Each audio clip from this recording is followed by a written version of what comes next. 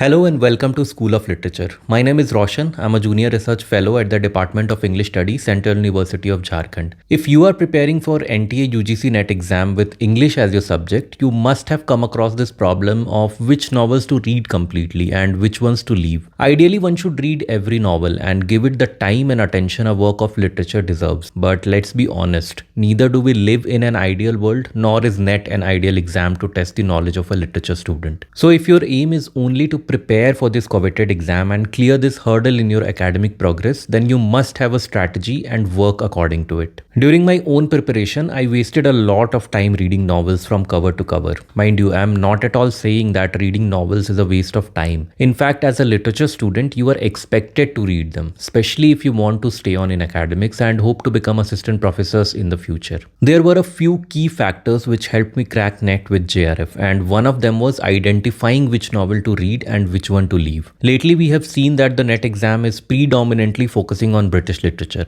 In today's video, I want to talk about novels from British literature which you must read if you want to crack NET in English. I have also included books from Ireland and Scotland because categorizing them is easier that way. This is a pretty comprehensive list, and even if you do not get time to read each of them, just watching this video will help you revise the British novels. So stay with me till the end of this video. In the early phases of English literature, there wasn't a clear distinction in the genres, and some of the early fictional writings that resemble the novel form were mostly travelogues or travel writings tied together in a loose plot. I am giving you a chronological order of books so that you remember the contemporaries and the sequence as well. Keeping that in mind, let us start. The first book you have to read is Utopia by Thomas More. This book was originally written in Latin and published in 1516. The English translation was published in 1551. This book proposed the idea of a perfect world, but ironically, the name Utopia literally translates to no place. So even though Thomas More shows us this perfect world, he in a way also tells us that there is no such place. The second book is The Unfortunate Traveller by Thomas Nash, who was also one of the university wits. The university wits were Shakespeare's predecessors and consisted of 7 playwrights and writers who had their education at Oxford or Cambridge universities. The protagonist of the novel is named Jack Wilton, and he travels across Europe and becomes part of the various happenings of the 16th century. The next book is Oronoku, or The Royal Slave by Aphra Behn. It was published in 1688. This novel is considered as the first English novel written by a woman. Oronoku is an African prince who is tricked and sold into slavery. You must also remember that the novel was adapted into a play by Thomas Southern in 1695. The next book is A Tale of a Tub by Jonathan Swift, published in 1704. This is a satirical work which explores religious extremism and the misuse of knowledge. It tells the story of 3 brothers who represent different branches of Christianity and their interpretation of their religion. The next book you absolutely must read is Robinson Crusoe by Daniel Defoe, which was published in 1719. There have been numerous questions asked from this book in the NET exam. The story is of a man who gets shipwrecked and is stranded alone on a deserted island. This book gave rise to the genre of Robinsonade, and many books were published later with similar themes. You must specially explore the relationship of Crusoe with another character who was named Man Friday by Crusoe. Various critiques have studied this aspect from a post-colonial lens, and it is perhaps the most important aspect of the novel in its contemporary readings. The next book is Captain Singleton by Daniel Defoe, published in 1720. This is an adventure novel where we follow the exploits of Captain Singleton, who is a pirate and an adventurer. It provides a first-hand account of his journeys, encounters with different cultures, and the challenges he faces in a world filled with danger and uncertainty. So as you can see, the first 2 novels by Defoe were adventure stories, and the next 2, as we will see, are women-centric. The next book is Moll Flanders by Daniel Defoe, which was published in 1722. This book recounts the story of Moll Flanders, who is a woman born in Newgate prison. She endures a series of unfortunate events, including 5 marriages, theft, and a life of immortality before eventually finding redemption and happiness. Questions have been asked numerous times, so make sure that you do not skip this. Next book is again by Daniel Defoe, titled Roxana, which was published in 1724. This novel tells the story of Roxana, who is a woman who faces social and economic hardships. It explores themes of identity, morality, and the consequences of one's choices. The novel presents a nuanced character study of a woman navigating a complex world. So remember the four novels by Defoe in order of publication: Robinson Crusoe, Captain Singleton, Moll Flanders, and Roxana. Next we have Gulliver's Travels by Jonathan Swift, which was published in 1726. This is again a very important work which cannot be skipped. It is a work of satire and follows Lemuel Gulliver's voyages to several fictional lands, each representing a different aspect of human nature and society. Through these adventures, Swift critiques the politics, science, and human nature. You must read the book and make sure that you remember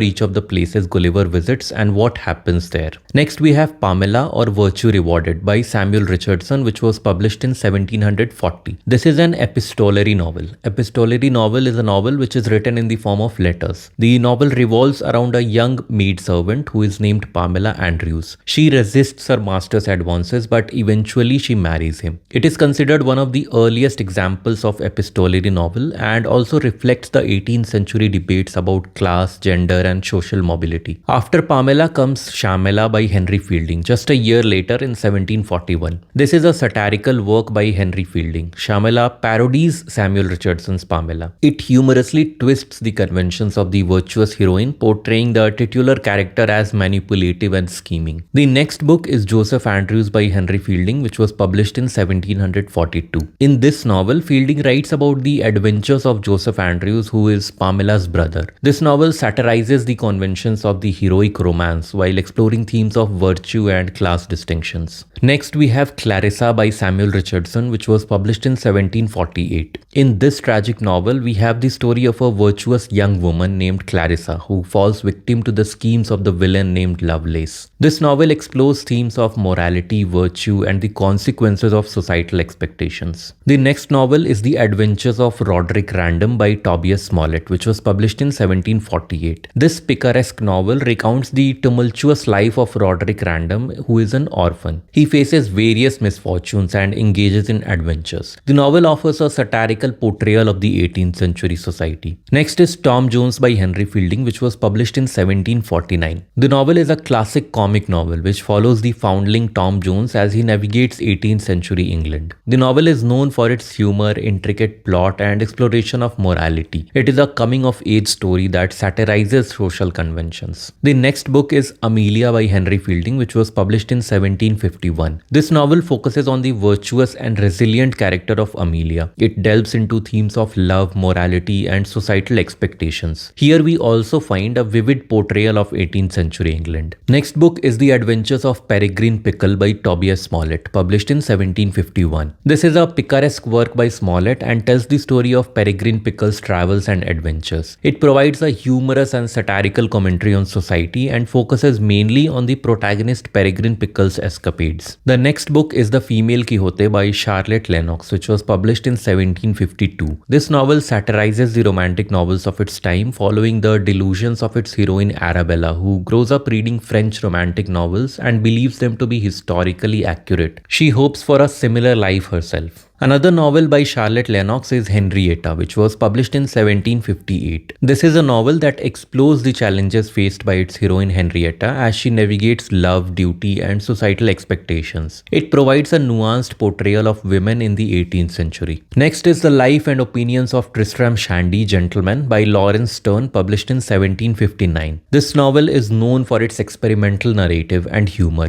It humorously presents the life and opinions of Tristram Shandy while incorporating digressions and unconventional storytelling techniques. Next book is The Castle of Otranto by Horace Walpole, which was published in 1764. This book is regarded as the first Gothic novel. This novel tells a tale of supernatural occurrences in a medieval castle. This novel is important because it set the stage for the Gothic fiction genre with its emphasis on mystery, suspense, and supernatural elements. Next we have Lawrence Sterne, who is also one of the four wheels of the novel, along with Henry Fielding, Samuel Richardson, and Tobias Smollett. His novel, A Sentimental Journey Through France and Italy, was published in 1768. This novel is a travelogue that humorously explores the sentimental and emotional aspects of its narrator's journey, offering a narrative style that was unique at the time. Next, we have The Expedition of Humphrey Clinker by Tobias Smollett, which was published in 1771. This is a picaresque novel and follows the travels and adventures of the Clinker family. It provides a humorous and satirical commentary on society. The next book is The Old English Baron by Clara Reeve, which was published in 1777. This is a very important novel and is also often considered one of the earliest Gothic novels. This novel explores the themes of inheritance, justice, and the supernatural and is set against the backdrop of medieval England. The next novel is Evelina by Frances Burney, which was published in 1778. This novel follows the coming-of-age journey of Evelina, exploring themes of manners, societal expectations, and the challenges faced by a young woman in the 18th century. Next is Cecilia by Frances Burney, which was published in 1782. This novel follows the struggles of the protagonist named Cecilia Beverly as she faces societal expectations, financial challenges, and the complexities of love and marriage. It is a social satire that explores the position of women in the 18th century England. Next novel is Vathek by William Beckford, which was published in 1786. Vathek is an Arabian tale which follows the story of the Caliph Vathek, who seeks forbidden knowledge and makes a pact with the devil. The novel explores themes of ambition, desire, and the consequences of indulging in dark arts. Next, we have The Mysteries of Udolpho by Anne Radcliffe, which was published in 1794. This is again a very important Gothic novel. This novel tells the story of Emily St. Aubert, who faces mysterious occurrences in a remote castle. The novel is known for its emphasis on suspense, the supernatural, and picaresque settings. Next book is Caleb Williams by William Godwin, which was published in 1794. William Godwin was Mary Shelley's father. Mary Shelley was the one who wrote Frankenstein. Caleb Williams is a novel which explores the consequences of unchecked power and the clash between the individual and authority. It is considered to be one of the first works in the genre of psychological thriller.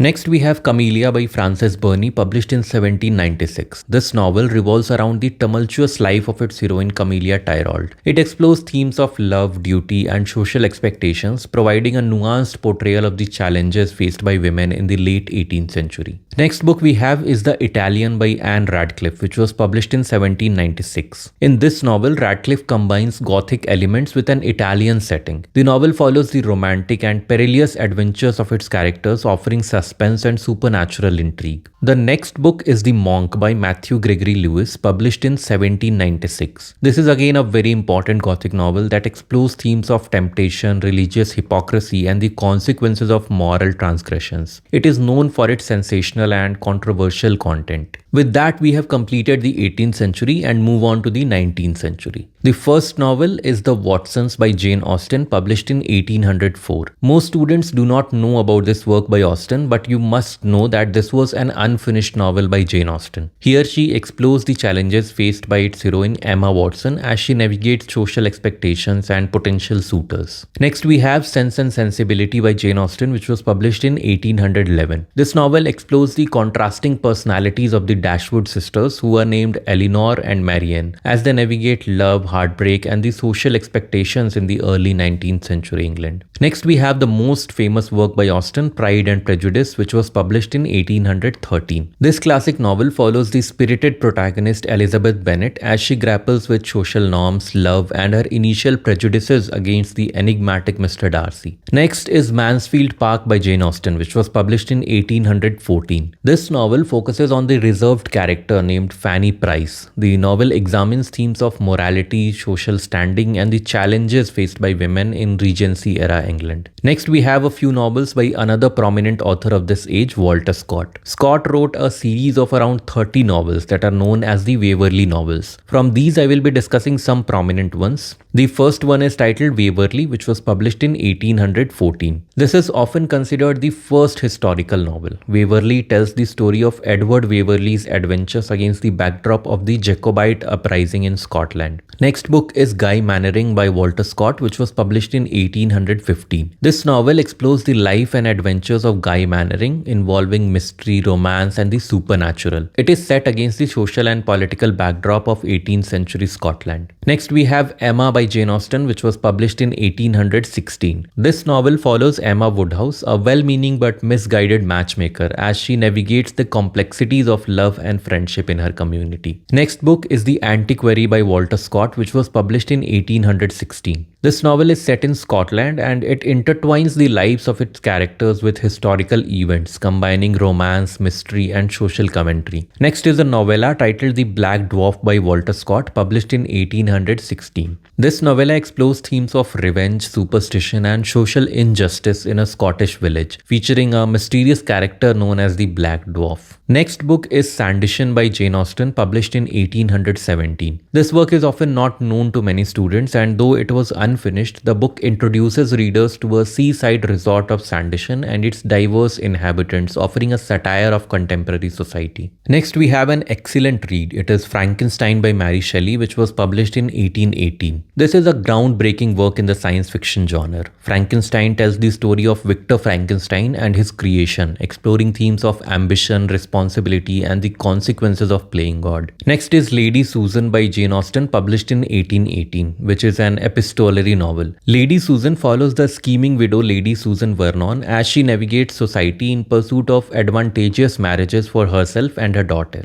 Next, we have Nightmare Abbey by Thomas Love Peacock, which was published in 1818. It is a satirical novel that mocks the Romantic movement and its idealistic tendencies. It features characters with exaggerated and humorous traits. Next is Northanger Abbey by Jane Austen, which was published in 1818. This is a satire on Gothic novels that were being written at the time. It is a coming-of-age novel that follows Catherine Morland's experiences in Bath and at Northanger Abbey. The novel explores themes of imagination and reality. Next novel is Persuasion by Jane Austen, published in 1818. This novel tells the story of Anne Elliot, who, after rejecting a suitor years earlier, encounters him again as she navigates the complexities of love, regret, and societal expectations. Next, we have The Heart of Midlothian by Walter Scott, published in 1818. This novel is set in 18th century Scotland. It is a historical novel and portrays the life of the protagonist named Jeannie Deans and her journey to seek a royal pardon for her sister who was wrongly accused of infanticide. It delves into the themes of justice, mercy, and the complexities of societal norms. Next is a very important novel titled Ivanhoe by Walter Scott, published in 1819. The novel is set in medieval England. Ivanhoe follows the adventures of Wilfred of Ivanhoe as he returns from the Crusades to confront political intrigue, romance, and the clash between Saxons and Normans. Next is The Bride of Lammermoor by Walter Scott, published in 1819. This tragic novel tells the story of the ill-fated love between Lucy Ashton and Edgar Ravenswood. The novel is set against the backdrop of political and familial conflicts in 17th century Scotland. Next novel is The Fortunes of Nigel by Walter Scott, published in 1822. The novel is set in the early 17th century and follows the life of Nigel Oliphant, who is a young man navigating the political and social landscapes of Jacobean London. It explores themes of ambition, loyalty, and societal change. We have now covered around 50 novels out of more than 200. I will share the remainder in the next part of the video. You can subscribe to the channel and press the bell icon so you do not miss the next video when it comes out. Thank you for watching. I will see you in the next one. Till then, keep reading and keep learning.